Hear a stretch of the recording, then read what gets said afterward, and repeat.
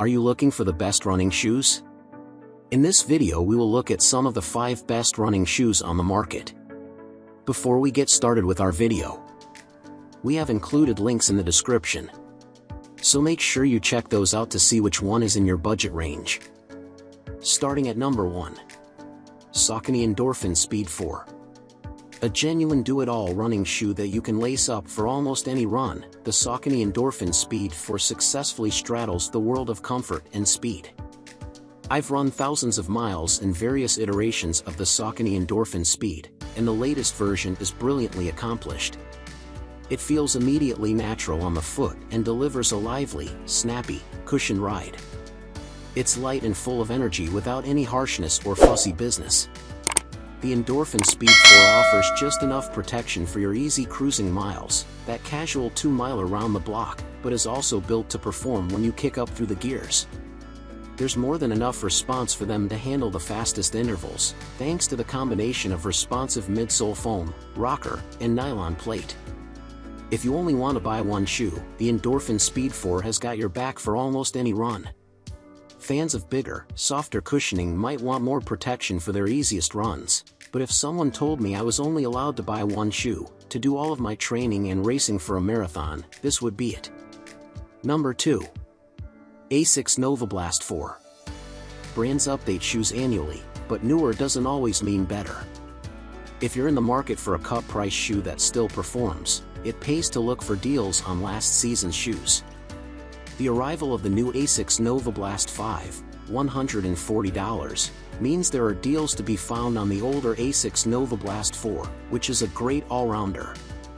This max cushion daily running shoe is tuned to perform best on the slow and easy pace runs that make up 80% of your training if you're on an 80-20 training plan, but it can handle faster miles too.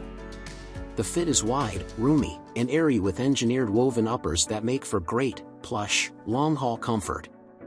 The big midsole softens the road, and the rocker helps with smoother, snappier transitions. That all adds up to excellent easy day, long-run comfort. This is a really happy cruiser.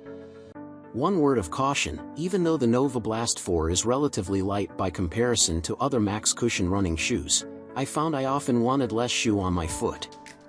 You will need to like bigger shoes to get on with the Nova Blast 4. Number 3. Asics Gel-Kayano 31. Runners are often split into pronators who need stability shoes and neutral runners who don't. But it's increasingly accepted that we're all on a spectrum where some support can benefit all of us. If you need some stability, the Asics Gel-Kayano 31 deploys a combination of elements to support the foot each time it hits the ground. This includes a more pronounced heel bevel, sculpted midsole, and additional foam on the inside of the foot to help guide your foot on landing.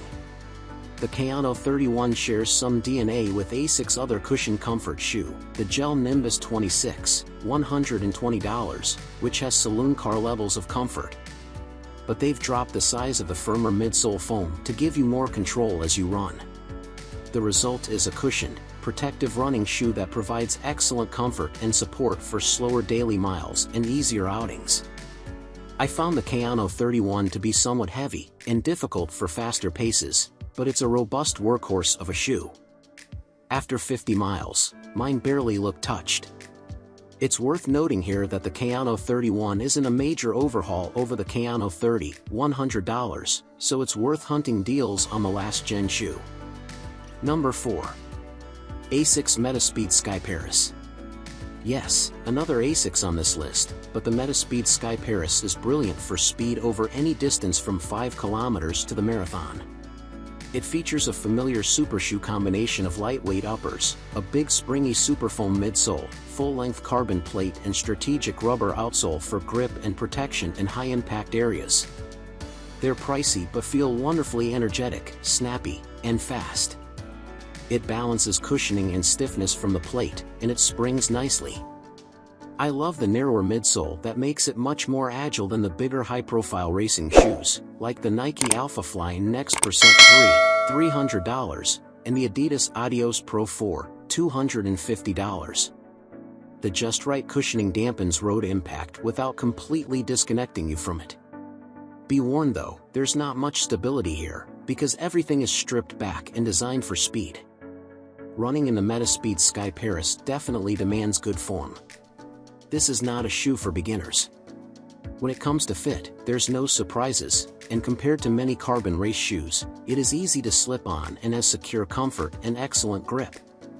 As they say in the business, they disappear easily.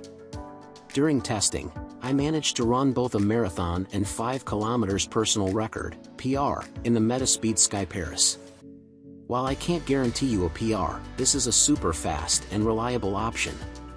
Number 5. Merrell Vapor Glove 6. Many people at Wired run with their own personal preferences. Reviewer Scott Gilbertson and I are both huge proponents of barefoot running, which is the practice of running, well, with almost no protection on your feet. Feet are meant to flex and roll, and barefoot running strengthens both your feet and your stabilizer muscles.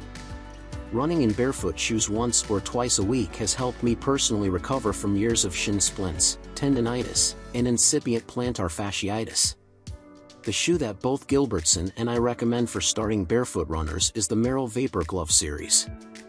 These make a good intro to barefoot running because they're still fairly shoe-like. You don't have to go straight to Mica True-style homemade Huaraches, but with a wide toe box to let your toes spread out and tight heel cup.